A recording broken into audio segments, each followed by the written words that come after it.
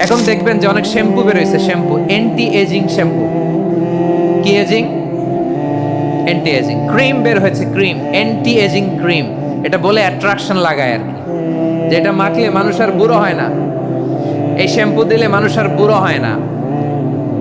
ভারতের একজন ধনকুবের আছে, নাম শুনেছেন না? মুকেশ আম্বানি।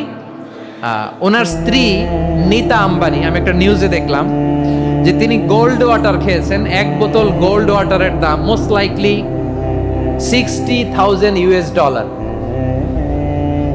$60,000 এক বোতল গোল্ড ওয়াটার। কেন? এটা খেলে বার্ধক্যের ছাপ নাকি চেহারায় লাগে না। কিন্তু মানুষ যতই বয়স ধরে রাখতে চাক এই দুনিয়ার জামিনে, সে কি তার বয়স লুকাতে পারে?